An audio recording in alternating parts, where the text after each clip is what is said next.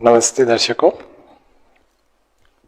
के श्रोताओं की बहुत सारी क्वेरीज आई थी कि ध्यान पर सत्र आप कब बनाएंगे और 10 मिनट का ऐसा ध्यान का गायत्री ध्यान का बनाएं जिससे कि हम प्रतिदिन इसको कर सकें। क्योंकि ध्यान लगाने की एक तो विधि पता नहीं और दूसरा पता है तो उसमें रुचि नहीं होती है या किसी की आवाज एक जागरूकता वाली आए तो हमारा ध्यान अच्छा लग जाए। तो बनाना यानी रिकॉर्ड करना, तो रिकॉर्ड नहीं, हम सीधा लाइव अभी आपको कराएंगे। आप इसको प्रयास करिए साथ करने का, और नहीं कर पा रहे हैं तो आप इसको बाद में भी इस वीडियो को चला करके इससे कर सकते हैं। सर्वप्रथम हम सीधे होकर बैठ जाएंगे।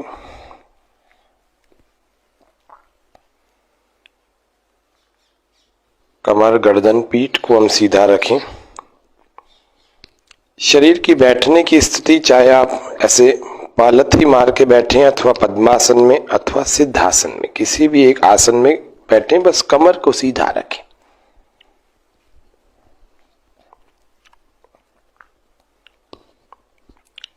हाथों से मुद्रा हम ऐसे भैरव मुद्रा लगा सकते हैं, ऐसे दोनों हाथों को ऐसे कटोरी बना के अपने गोद में रख सकते हैं, अथवा ध्यान मुद्रा लगा सकते हैं, अपने घुटनों पर ऐसे लगा सकते हैं, पहली उंगली अंगूठे को, अथवा कटोरी बनाकर ऐसे अपने घुटनों पर ऐसे लगा सकते हैं हाथ। किसी भी एक सहज स्थिति में बैठे। आप सबको इस प्रक्रिया को नेत्रों को बंद करके करना है। मैं नेत्रों को खोलकर आपको बताऊंगा क्योंकि मुझे सामने दर्शकों के कमेंट्स और बहुत सारी और भी चीजें टेक्निकल देखनी होती है, इसीलिए आप सब धीरे धीरे अब अपनी नेत्रों को बंद कर लीजिए।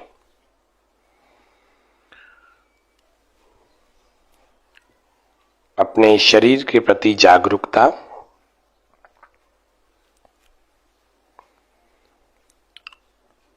श्वास भरेंगे गहरा और ओम का उच्चारण मेरे साथ करें।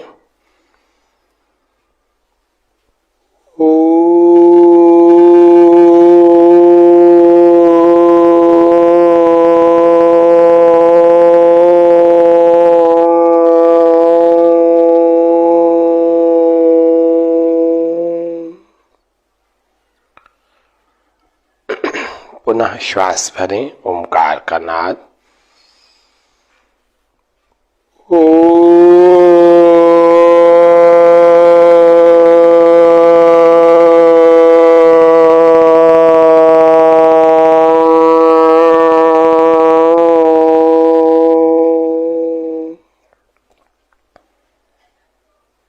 गायत्री मंत्र का उच्चारण करेंगे मधुर कंठ से, परमात्मा के प्रति बहुत श्रद्धा और प्रेम के भक्ति के भाव को बनाकर, हृदय में प्रसन्नता रखते हुए।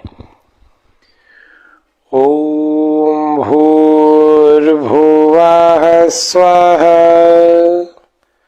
तत्सवितुर्वरेण्यं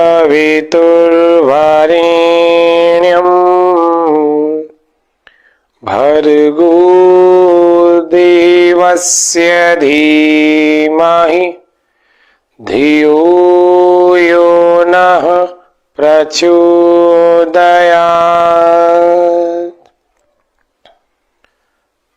संकल्प लेंगे, हे प्रभु, विविध दुखों की निवृत्ति और आनंद की प्राप्ति के लिए अपने पूर्ण सामर्थ्य से आपका ध्यान करने आपकी शरण में आया हूं। मुझे इस ध्यान में, इस कार्य में सफलता प्राप्त हो, ऐसी कृपा कीजिए। इस संकल्प को मन में बोलना होता है।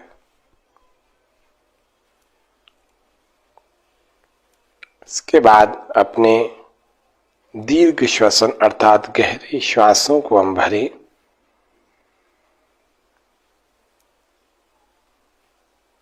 और दीर्घ ही प्रश्वास को बाहर छोड़ें। प्रयास करें कि हमारे श्वास भरने और बाहर छोड़ने में ध्वनि ना हो, आवाज ना हो, साउंडलेस ब्रीदिंग।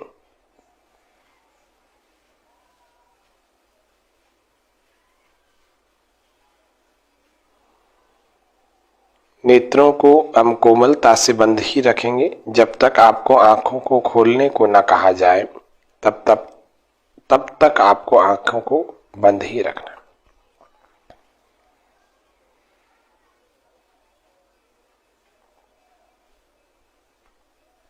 ईश्वर के प्रति बहुत श्रद्धा और भक्ति और प्रेम के भाव अपने मन में बनाएं, क्योंकि सर्वश्रेष्ठ इस समूचे ब्रह्मांड में परमात्मा के अतिरिक्त कोई है नहीं। ना ही ऐसा सर्वशक्तिमान है, ना ही पवित्र है, और ना ही उसके जैसा पालन करने वाला है, ना ही उसके जैसा न्यायकारी है।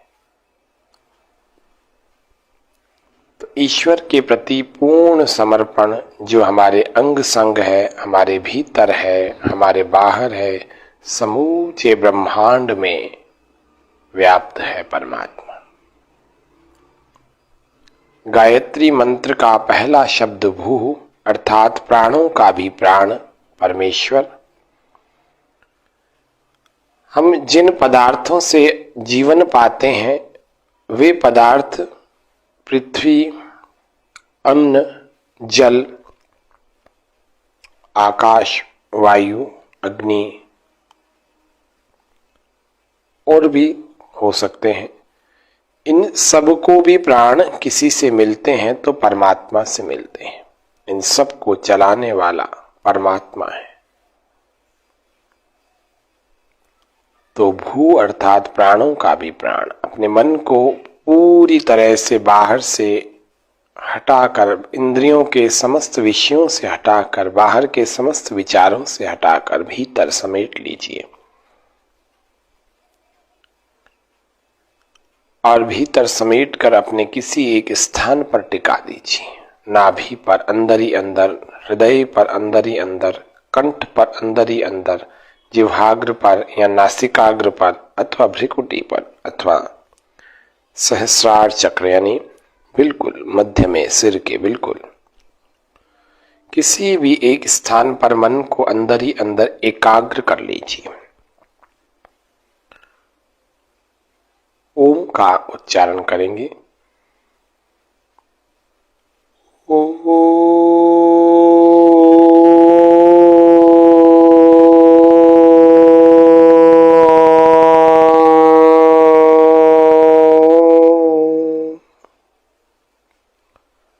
भू अर्थात प्राणों का भी प्राण। प्रभु हमारे प्राणों के भी प्राण हैं। भुव दुख विनाशक। ये जितने भी संसार में साधन हमें मिले हैं ये सब हमारे दुखों का विनाश करने के लिए ही तो मिले। ईश्वर ने, परमात्मा ने, परमेश्वर ने, भगवान ने हम सबको दुखों का विनाश करने के लिए बुद्धि नाम का तत्व दिया है। इस संसार भर के तमाम साधन हमें उपलब्ध कराए हैं। शरीर में बल दिया है, एक समझ दी है। हम सब अपने इन साधनों का प्रयोग करके अपने दुखों का विनाश कर सकते हैं। स्व तीसरा शब्द गायत्री मंत्र का। स्व अर्थात सुख स्वरूप और आनंद को देने वाला। सुख स्वरूप जो व्यक्ति प्रतिदिन परमात्मा के बारे में चिंतन करता है, जानने लगता है, जानने का इच्छुक रहता है, यथार्थ में परमात्मा जो वेद में कहा गया, सपर्यगात् शुक्रम अकायम अवृणम अस्नाविरम शुद्धम अपापविद्धम कविर्मनीषी परिभू स्वयं भूर्याथा तत्यतो अर्थान व्यददात् शाश्वतीभ्य समाभ्य। विशुद्ध परमात्मा। आज परमात्मा के भी बहुत रूप लोगों ने मिथ्या बना रखे। तो परमात्मा के विशुद्ध रूप वेद में जो निराकार बताया है, निर्लिप्त बताया है, अजन्मा बताया है, ऐसे रूप का प्रतिदिन जो ध्यान करता है, जो इसके बारे में जानने की कोशिश करता है, इसके बारे में चिंतन करता है, वह व्यक्ति निश्चित रूप से सुख को प्राप्त होगा। ईश्वर का ध्यान करने वाला सुख और आनंद दोनों को प्राप्त होता है। कभी भी वह दुखी नहीं होगा। उसके भीतर एक आत्मबल होगा, किसी भी प्रकार की परिस्थितियों को झेल जाता है। बड़े से बड़े पहाड़ जैसी विपत्ति के सामने भी डट कर खड़ा होता है, वो भी उसके सामने छोटी लगने लगती जब परमात्मा के बारे में प्रतिदिन चिंतन और उनका ध्यान करता है। और जब उसको समाधि का सुख मिलता है तो वह उसे आनंद देने वाला होता है। इस समूचे भूमंडल पर वे सुख नहीं है जो ईश्वर का थोड़ी देर ध्यान करने से मिल जाता है। सारे संसार के सुखों को इकट्ठा भी कर लिया जाए तब भी वह ईश्वर को प्राप्त करने के या ईश्वर की अनुभूति करने के सुख के समान 1% भी नहीं है। सुख के सामने 1% भी। इसीलिए हम संसार के सुखों की ओर से अपनी इंद्रियों को हटाकर या कम करके अपने स्वयं में भीतर उतर कर परमात्मा के सुख का अनुभव करें। भू भुव स्वः तत् अर्थात वह परमात्मा जो प्राणों का भी प्राण, दुख विनाशक और सुख स्वरूप आनंद को देने वाला है। सविता जो सकल जगत की उत्पत्ति करने वाला और समग्र ऐश्वर्यों को देने वाला है। सारा संसार किसने बनाया? नदियां, झरने, पहाड़, पर्वत, हिमालय, रेगिस्तान, ये सब परमात्मा की विशेष कृपा से इस पृथ्वी पर हम देख रहे हैं। ये सुंदर सुंदर पुष्प है, इनके अंदर ऐसी अद्भुत खुशबू है, सुगंध है, भीतर से आनंदित कर देती है कब जब इनको सूंघते हैं तो। इतने सुंदर दृश्य किसने बनाए? परमात्मा ने बनाए। तत्सवितु, सविता यानी सकल जगत की उत्पत्ति करता। देखो कितना सुंदर संसार बनाया। तो सोचो जिसकी रचना इतनी सुंदर हो, कितना सुंदर होगा। तो उसका ध्यान करें, इस संसार का ध्यान ना करें। कमर सीधी रखें, गर्दन को, पीठ को सीधा रखें, अपने मन को उसी धारणा स्थल पर एकाग्र करें जिस पर अभी हमने किया था। तत्सवितु वरेण्यम, ऐसे परमात्मा का क्या करें जो प्राणों का भी प्राण, दुख विनाशक, सुख स्वरूप और आनंद को देने वाला, वह परमात्मा जो सकल जगत की उत्पत्ति करता और समग्र ऐश्वर्यों का दाता है। वरेण्यम, वर्ण करने योग्य है वह परमात्मा, उसका हम प्रतिदिन वर्ण करें। भर्गो देवस्य धीमहि, हमारे ऐसे परमात्मा के स्वरूप का वर्ण करने से हमारे भीतर क्या परिवर्तन आएगा? तो कहा आगे, भर्ग अर्थात मन के, चित्त के, आत्मा के भीतर के समस्त क्लेश भर्ग, दग्ध बीज जल जाएंगे, समाप्त हो जाएंगे। देवस्य, ऐसे दिव्य स्वरूप का क्या करें? ध्यान करें।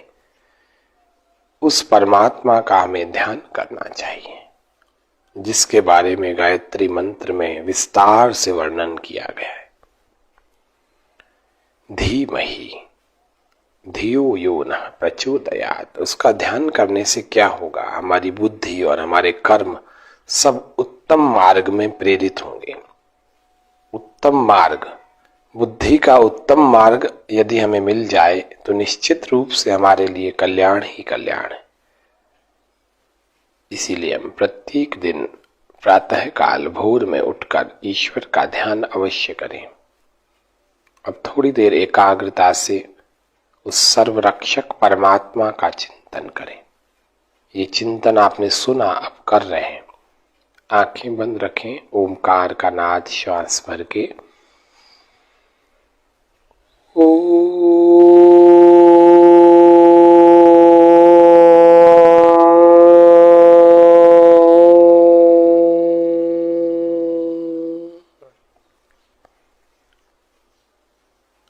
सब ओर से परमात्मा हमारी रक्षा कर रहा है।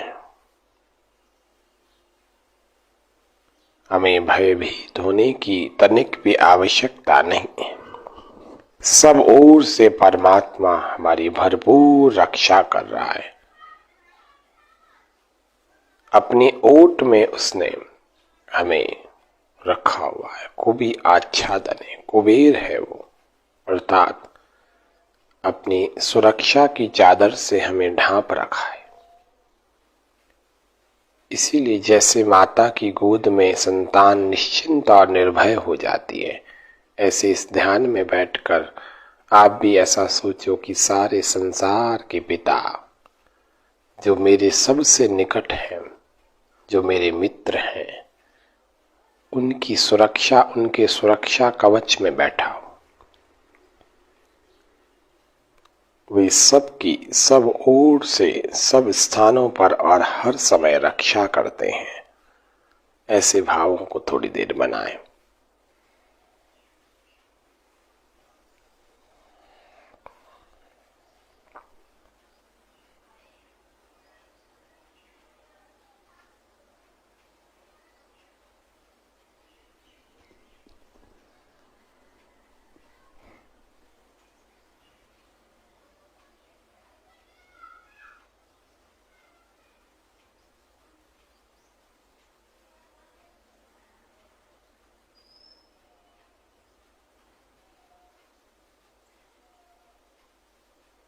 ऐसे शांत होकर इस चिंतन को हम ऐसे 1 मिनट से लेकर और भी बढ़ा सकते हैं अपने समय के अनुकूलता से। फिर प्रार्थना करें। प्रभु तुम्हारे पावन पथ पर जीवन अर्पण है सारा, बढ़े चले हम रुके न क्षण भी, हो यह दृढ़ संकल्प हमारा। ओम शांति शांति शांति। सर्वेभ्यो नमः। दोनों हाथों का घर्षण करें। परमपिता परमात्मा का धन्यवाद करें। हृदय में प्रसन्नता के पुष्प खिलाएं। उन पुष्पों की सुगंध को अपने मुखमंडल पर मुस्कान के रूप में बिखेरें और उस प्रसन्नता से अपनी आंखों को खोलते हुए पहले भूमि पर फिर सामने मुस्कुराते हुए देखें। तो आज वैदिक ध्यान, गायत्री ध्यान का अभ्यास हमने किया। आशा है आप इसको करके लाभान्वित होंगे। सबको धन्यवाद। जय हिंद, जय भारत।